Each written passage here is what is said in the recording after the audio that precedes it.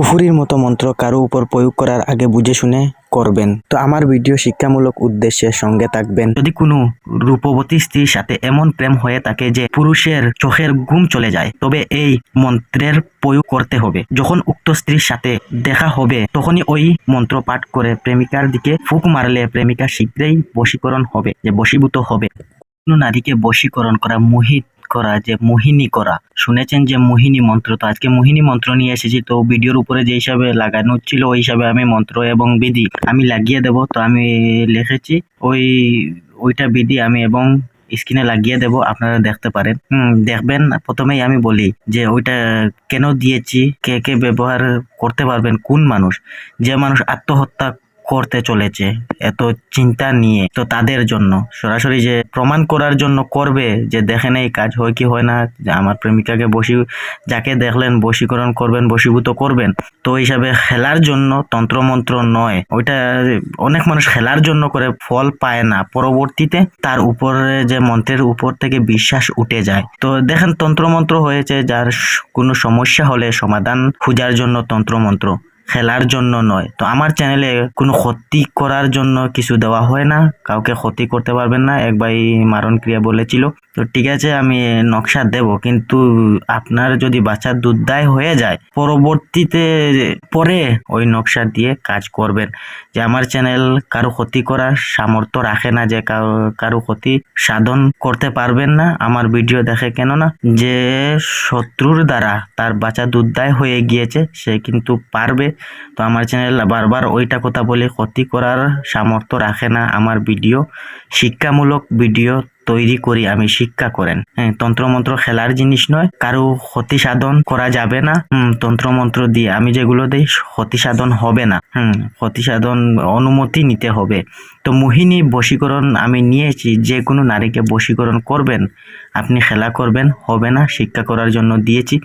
আপনি আত্মহত্যা করার ওই জায়গায় পৌঁছে গিয়েছেন যে আত্মহত্যা করবেন, পরবর্তীতে ওই মন্ত্র দিয়ে আপনি আপনার প্রেমিকাকে পেয়ে যাবেন। তো আমি বিধি বলে দেই, পরবর্তীতে আমি মন্ত্র আমি স্ক্রিনে লাগিয়ে দেব।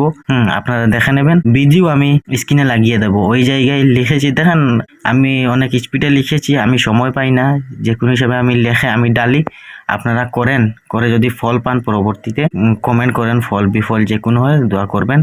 তো দেখেন বিধি, দেখেন আপনারা, যদি কোনো রূপবতী স্ত্রীর সাথে এমন প্রেম হয়ে থাকে যে পুরুষের চোখের ঘুম চলে যায়, তবে এই মন্ত্রের প্রয়োগ করতে হবে। যখন উক্ত স্ত্রীর সাথে দেখা হবে তখনই ওই মন্ত্র পাঠ করে প্রেমিকার দিকে ফুঁক মারলে প্রেমিকা শীঘ্রই বশীকরণ হবে, যে বশীভূত হবে। তো ওইটা কি হিসাবে, ওইটা তো বিধি সরাসরি দিয়েছে, আপনি দেখলেন, ফু দিয়ে দিলেন, কিন্তু আপনি গোপন কিছু বুঝতে পারলেন না। আমিও বলেছি মুখে, গোপন কিছু বুঝতে পারলেন না, আমি গোপন ভেঙে ওইটা 101 বার অথবা 108 বার সিদ্ধ করে নেবেন। সিদ্ধ করে নেওয়ার পর ওই মন্ত্র যাকে বশীভূত করবেন তার দিকে লক্ষ্য করে, যে বলা হয়েছে যে ফুঁক দেবেন তার শরীরে দিলে সে কিন্তু বুঝে যাবে। তো সে আপনার ভিতরে যে খেয়াল রাখবেন যে আমি তাকে ফুঁক দিতেছি, ওই মন্ত্র উচ্চারণ করে তার চেহারার দিকে তাকিয়ে 7 বার 3 বার, বীজ হিসাবে 21 বার, 51 বার, যত বেশি পারেন ভালো হবে। 7 বারের উপরে দেবেন। 7 বার যদি হয়